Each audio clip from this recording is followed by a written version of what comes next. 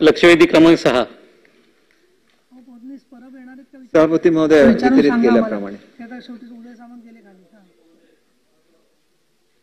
या ठिकाणी 15 मार्च 2024 रोजी संच मान्यतेचा निकषाबाबत एक आदेश काढण्यात आलेला आहे. या आदेशाप्रमाणे जर पाहिलं तर त्यामध्ये जे संच निकष केलेले आहेत या निकषामध्ये मुख्याध्यापक पदासाठी 150 अट घातलेली आहे. ते पद राहण्यासाठी 135 पर्यंतची किमान विद्यार्थी संख्या केलेली गेलेली आहे. त्याचबरोबर त्या ठिकाणी शिक्षकांची पदं सुद्धा दिली गेलेली आहेत. त्याच्यामध्ये सुद्धा म्हणजे जिथं 61 झाल्यानंतर पद मिळत होतं तिथं 75 झाल्यानंतरच मिळेल अशा प्रकारचे आदेश त्या ठिकाणी निर्गमित केलेले आहेत. आणि हे जर बघितलं तर ह्याच्या अगोदर त्या ठिकाणी 100 पटापर्यंत मुख्याध्यापक पदाला संरक्षण होतं, वेतनाला संरक्षण होतं. ती संख्या 90 पर्यंत जरी असली तरी ते पद टिकत होतं. शिक्षक RTE प्रमाणे जर बघितलं तर एक संख्या वाढल्यानंतर त्या ठिकाणी हे पद उपलब्ध होत होतं. आणि या निकषानुसार जर बघितलं तर 20 पटापेक्षा किमान 15,000 शाळामध्ये एक शिक्षक उपलब्ध राहील. तर त्या ठिकाणी 21 ते 60 पट संख्या असलेल्या 1ली ते 5वी पर्यंतच्या वर्गामध्ये की ज्या 29,000 शाळांमध्ये 2 शिक्षक उपलब्ध होतील. एका बाजूला आपण म्हणतो की समूह शाळा योजना आणायची मुलांना दर्जेदार शिक्षण मिळण्यासाठी, आणि दुसऱ्या बाजूला जर बघितलं तर त्या ठिकाणी शिक्षकांची संख्या कमी व्हायला लागलेली आहे. आणि याचा या शालेय गुणवत्तेवरती मोठा परिणाम होणार आहे.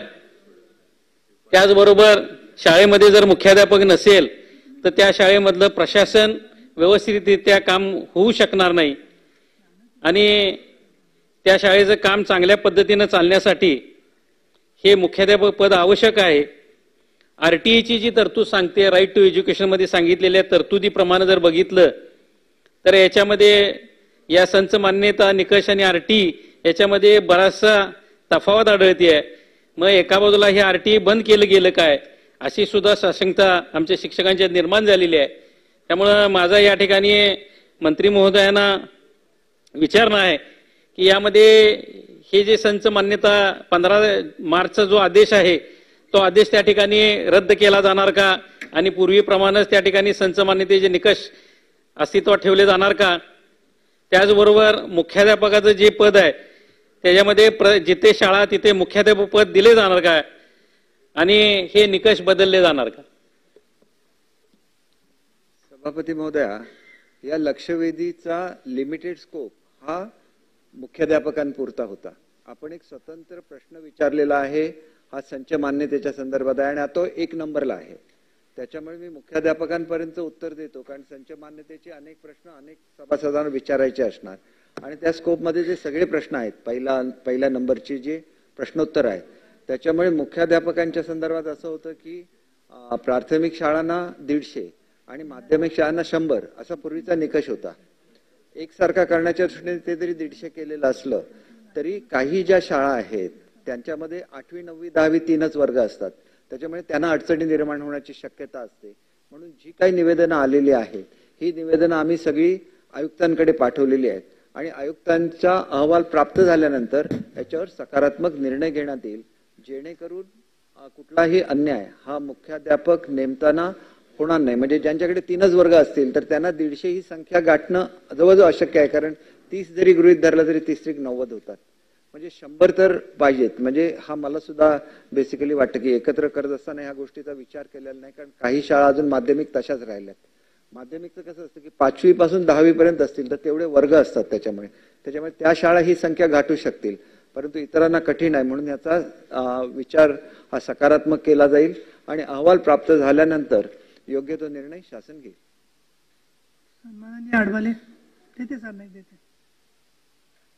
सभापती महोदय, या 15 मार्च 2024च्या शासन निर्णयामध्ये मुख्याध्यापकाला जे संरक्षण होतं कमी करण्यात आलेलं आहे.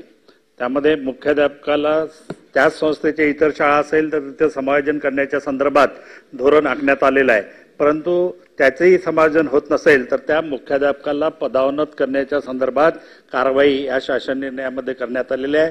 दुसरीकडे उपमुख्याध्यापक आणि पर्यवेक्षकांना मात्र सेवानिवृत्तीपर्यंत त्या ठिकाणी संरक्षण देण्यात आलेलं आहे. त्याच धर्तीवरती या ठिकाणी मुख्याध्यापकाला सुद्धा अतिरिक्त झाल्यानंतर सेवानिवृत्तीपर्यंत त्यांना संरक्षण देणार का? सभापती महोदय, इथे 150 जरी असलं तरी 135 पर्यंत आपण हे प्रोटेक्शन दिलेलं आहे आणि त्यांचं पे प्रोटेक्शन हे कायम राहणार आहे. म्हणजे त्यांचा पगार कमी होणार नाही, मुख्याध्यापक म्हणून जो पगार आहे तो. आणि त्याच्यामुळे आता तर आपण विचार करतोय की हे जे आपण 100 आणि 150 पूर्वीप्रमाणे करायचं का, किंवा शाळांच्या जी संख्या आहे वर्गांची त्याप्रमाणे करायचं का, याचा आपण सकारात्मक विचार करायचा मगाशीच मी आश्वासन दिलेलं आहे. आणि त्याच्यामुळे मला असं वाटतं की मुख्याध्यापकांच्या संदर्भात हा निर्णय लवकरच होणार असल्यामुळे याच्यामध्ये कुठलीही शंका आपण आपल्या मनामध्ये बाळगू नका. आयुक्तांकडे हे सगळे ज्या निवेदन आली सगळी पाठवलेली आहे आणि त्याच्यामधल्या प्रॅक्टिकल डिफिकल्टीज लक्षात घेऊन त्याच्यावर आवश्यक तो निर्णय करण्यात येईल. हा जो मुख्याध्यापकासाठी नवीन नियम काढला 150 विद्यार्थ्यांचा, हा घातक आहे का? खेडोपाडी इंग्लिश मीडियम आहे, पुन्हा खाजगी शाळा आहे, त्यामुळे मुलांची संख्या कमी व्हायला लागलेली आहे. आणि ही कमी होत असताना उलट शासनाने त्यांना संरक्षण देण्याची नवीन कायदे लादून शाळा अडचणी आणण्याचा उद्योग शासनाकडे होऊ नये. हे पहिली जे होते जे जिथं शाळा तिथं मुख्याध्यापक असते तर शाळा चालू शकत नाही. शिक्षक कोणाचं ऐकायचं, मुलांना कोण कंट्रोल ठेवायचं? त्यामुळे शिक्षकावर कंट्रोल ठेवण्यासाठी मुख्याध्यापक पाहिजे आणि पहिल्या पद्धतीने पाहिजे. आता त्यात कला क्रीडा आणि हे शिक्षक होते ते सुद्धा आज कमी केले. कला क्रीडा संगीत हे सुद्धा तुम्ही उठवले, त्यांची बंदी उठवली आहे, पण त्यात अजून आलेले नाहीत, म्हणजे तुमच्या भक्तीत आले नाहीत आणि तुमच्या संच मान्यता आले नाही, त्यामुळे ते कमी होत आहेत. हे सगळे अन्याय खेड्यातल्या शाळा होतोय आणि हे शाळा बंद पडल्यात. पुढं काय? आज एसएम मुख्याध्यापक नसेल ते शाळा चालू शकत नाहीत. ही पहिली जी पद्धत होती ती चालू ठेवली पाहिजे. आणि संगीत हे सगळं चाललं. कला क्रीडा हा महत्वाचा विषय आहे. कला म्हणजे लोकांच्या मुलांची कला. आता तुमचा प्रश्न कळलाय. ठीक आहे, पण पहिले होते त्याप्रमाणे मुख्याध्यापकाचं जी संख्या ठेवावी शिक्षकांची मुलांची. सभापती महोदया, 1 नंबरला जो प्रश्न आहे त्याच्यामध्ये संच मान्यतेचे सगळे विषय आहेत. ही जी लक्षवेधी आहे ही मुख्याध्यापकांच्या पुरती मर्यादित आहे. त्याच्यामुळे मुख्याध्यापकांच्या संदर्भात मी उत्तर दिलेलं आहे. आणि 1 नंबरचाच प्रश्न आहे, लगेच प्रश्नोत्तराचा का सुरू होणार, त्याला 1 नंबरच्या प्रश्नामध्ये आपण विचारलेल्या प्रत्येक प्रश्नाचं मी सविस्तर उत्तर देईन. नाहीतर काय होईल, त्याची पुनरावृत्ती होईल. म्हणजे तुम्हाला विचारायला आणि मला उत्तर द्यायला डबल ते होईल. त्याच्यामुळे मी आपल्याला सांगितलेलं आहे की हा ही लक्षवेधी ही मुख्याध्यापकांच्या पुरती, जी आपण 150 आणि 150 दोघांना केलं, पूर्वी 150 आणि 100 होतं, या संदर्भात मी आपल्याला सांगितलं आहे. 150 केल्यानंतर सुद्धा त्याला 135चं प्रोटेक्शन दिलेलं आहे. त्यांचा पे कुठेही कमी होणार नाही. आणि त्याच्याच बरोबर जी काही निवेदनं आमच्याकडे आलेली आहे ही आम्ही सगळी आयुक्तांकडे पाठवून आयुक्तांचा अहवाल मागवलेला आहे. आणि येत्या 1 महिन्याच्या आत याच्यावर आवश्यक निर्णय घेऊन रिलीफ हा देण्यात येईल. त्याच्यामुळे मुख्याध्यापक प्रत्येक शाळेला देता येणार नाही. आपण बघा 10 पटसंख्येच्या शाळा आहेत, 5 पटसंख्येच्या शाळा आहेत, त्याला कुठून मुख्याध्यापक देणार? शेवटी मुख्याध्यापक देण्यासाठी मुख्याध्यापक हे सेपरेट पद असतं आणि त्याला तासिका सुद्धा कमी असतात.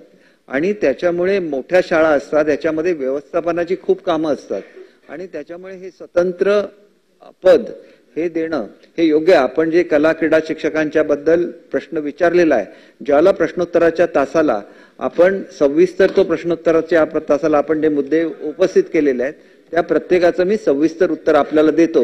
ही लक्षवेधी मुख्याध्यापकांच्या पुरती मर्यादित आहे. त्याच्यामुळे त्याच्यावर आपण काय विचारलं आणि मी सकारात्मक उत्तर दिलंय की आम्ही बदलण्याचा विचार करतोय. त्याच्यामुळे मला असं वाटतं की लक्षवेधीच्या संदर्भात जो विषय मांडलेला होता मुख्याध्यापकांचा, त्याच्यामध्ये आम्ही सकारात्मक आहोत आणि आवश्यक ते बदल हे आमच्याकडे अहवाल आल्यानंतर त्याच्यावर दिला जाईल कमिशनर यांच्याकडून.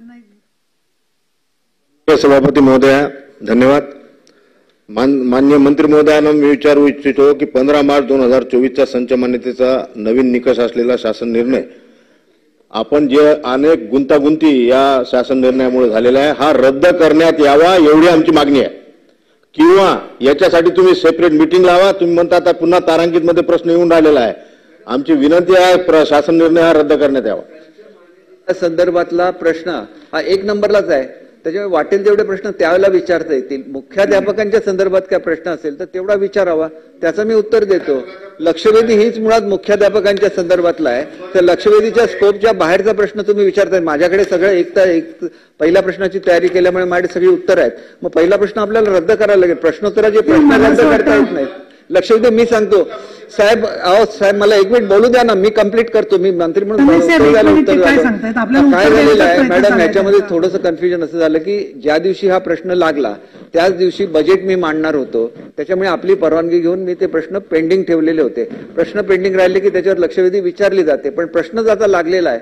त्याच्यामुळे लक्षवेधी जर आपण तेवढ्यामध्ये संपवली तर प्रश्नावर सविस्तर आपल्याला चर्चा करता येईल आणि त्याला न्याय देता येईल. नाहीतर स्कोप विनाकारण त्याचं वाढत राहतं. आणि मग मी प्रश्नोत्तराच्या वेळेला ह्याची सगळ्याची उत्तरं देतो आणि आपण सर्वजण पुन्हा त्या प्रश्नोत्तरामध्ये आपण आहातच. फक्त तो प्रश्न का लागला नाही तर त्याच दिवशी मला बजेटचं मांडायचं होतं ह्या हाऊसला. त्याच्यामुळे मॅडमने मला सवलत दिली होती म्हणून त्याचं कन्व्हर्जन लक्षवेधीमध्ये झालं. पण तो प्रश्नच मूळचा लागलेला आहे, त्याच्यावर आपण सविस्तर चर्चा करू.